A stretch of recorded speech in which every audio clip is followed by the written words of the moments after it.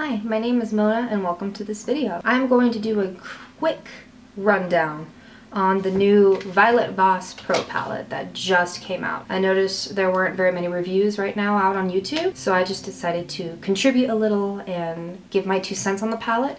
Sephora just came out with like a collection of like 5 or 6 different palettes from different companies, and it can be a little bit overwhelming when you are hunting for that new palette and you're unsure as to which one is really worth it. When I saw all of the new releases, this included the Anastasia Beverly Hills Soft Glam palette, I was a little troubled because I have kind of been clutching onto my old-time favorites, which would have to include the Modern Renaissance palette, and I was really looking for something that was kind of different, not too extreme, not too colorful like the electric palettes or the really loud palettes. I really wanted something that was going to give me some different colors but wasn't exactly like every other medium toned, warm toned natural palette. So I did decide to go with the Voss palette as opposed to the Soft Glam palette, because I waited until I went into the store, because colors on Sephora.com will give you like a slightly different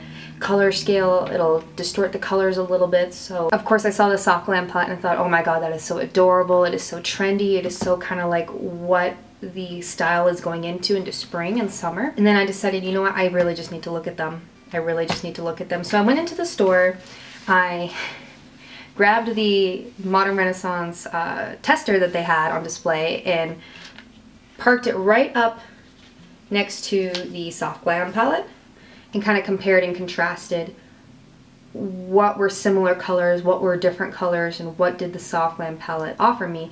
And it turns out not very much. There are some, of course, distinct differences, but in reality, 30% of the shades in this palette and that palette are almost identical, which, begs the question, should you really buy it? It's a matter of what exactly is going to give me the most amount of utility, and I was also just craving a new palette in general. You could literally buy the Modern Renaissance palette and like literally never buy another palette because it will suit you for the rest of your days until you hit pan, which can take a very long time, especially if you're not wearing eyeshadow all the time. But I did go with the Voss palette just because out of all of the new displays, out of all of the different types, this one was the most unique in its combination, but also in its style. I noticed that a lot of the kind of softer, more neutral palettes have been kind of falling back on the medium warm tone browns and mauves, and while those are very useful colors and they can vary, it can get a little repetitive. Literally everybody and their mom is coming out with a different version of the same 10 to 15 colors of browns and golds and pinks, which can really make the consumer feel like they're having to keep up with the newest item, but without actually diversifying their collection in a major way. The packaging is so unlike myself and so not me, that I was able to actually look past this and look past the design flaws and really unprofessional marketing styles of this product to find that within it's actually quite an amazing palette. Sorry if the lighting is not very good. But I was able to basically cut the palette in half and analyze the 2 halves horizontally and see what I was purchasing. This palette is $3 more than the Soft Glam palette. They're all around in the $40 range. These top 2 rows exhibit kind of like the more classic color combos that we're seeing lately. You got kind of like your mauves, your shimmer pinks. This one's a little bit more orangey than you'd normally see, but still not that uncommon of a color. And different combinations of brown that make good transitionary colors or crease colors or corner colors that can help do a smoky eye effect. And then of course we have our lighter colors.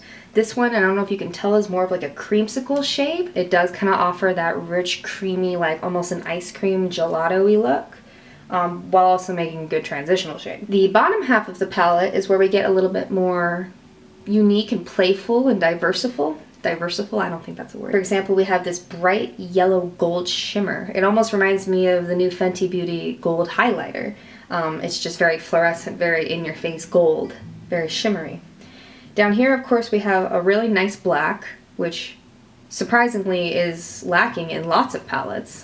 The Modern Renaissance palette doesn't have a black. The Soft Glam palette does have a black, but not every palette has a black, and you can find that that can kind of limit your ability to produce a look, especially smoky eye looks, or if you want to really smoke out a lash line or set your eyeliner.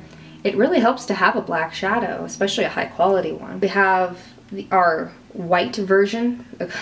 The white version in this palette is actually kind of a bright fluorescent green. It's white, but it has an overtone shimmer effect of like a fluorescent green, like a peacock green, which is really interesting because usually you would just get like a white with some kind of like an opalescent, like a pinkish or some type of nude. It's actually kind of like greenish, which is interesting because if you already have a million one of these kinds of light shimmer highlighting colors, it's nice to have something that's a little bit different. We have Extra, Smart AF, and Royal. I'm gonna get into the names of these in a little bit, but for time's sake, let's just talk about the colors.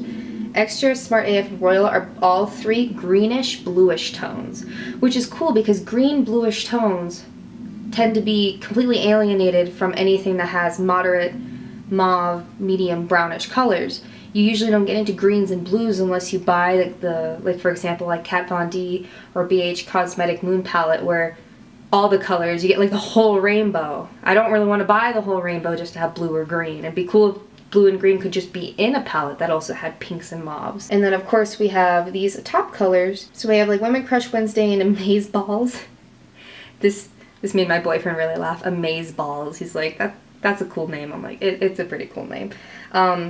These two colors are gorgeous. They're gonna work with like any look you want to do. You can do like simply just these two colors by themselves and they'll work out. I'm shameful. Adulting and Motivate are actually two colors that I find to be incredibly similar in a lot of palettes. Speaking for the entire palette, I have swatched the entire thing. I have played with most of the colors. Right now I am wearing Work and Queen.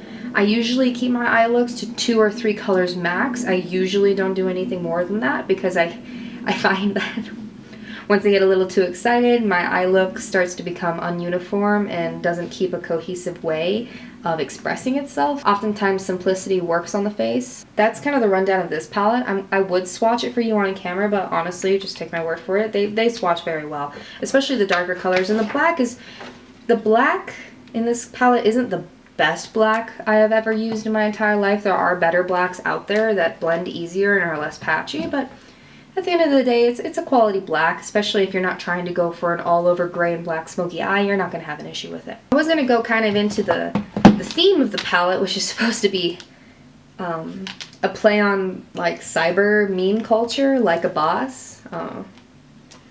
How well they actually get away with it is one thing, but I do love the giant mirror. There's a giant mirror in this, and it's really high quality. And in the Anastasia palettes, this is an opinion, but they always leave room in their palettes for a brush, and 9 out of 10 times that brush is either useless or only 1/2 of the brush, because it's usually double-ended, is any good.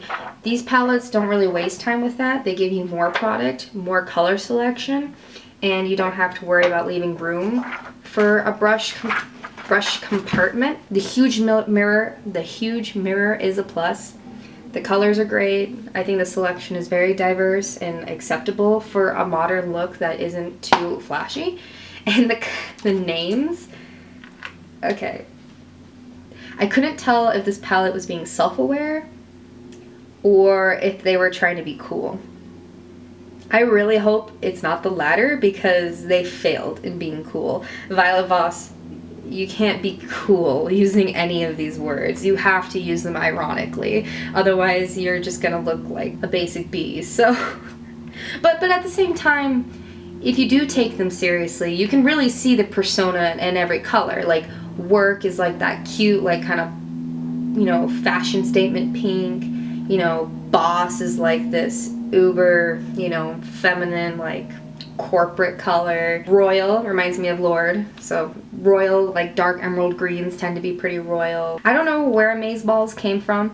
Maybe I'm not meme culture savvy. I think I am, but I don't know where Amaze Balls came from. Everything except for Swag, I think, are humorous and unique in their own way. So that's just kind of my 2 cents on the palette. I think it's worth the money. I think It's high quality, and I think it is going to offer you a chance to kind of escape the monotony of the kind of nude palettes while also getting quite a few of those shades. You also get a lot of really unique shades, and you're going to enjoy the mirror very much. So thanks for tuning in, and I hope this was helpful. Keep shopping, keep your eye out, and try not to just buy the first thing that you see. Really try to understand your own inventory and purchase what you think you would use, not what is instantly cute and amazing when you first see it. All right, thank you.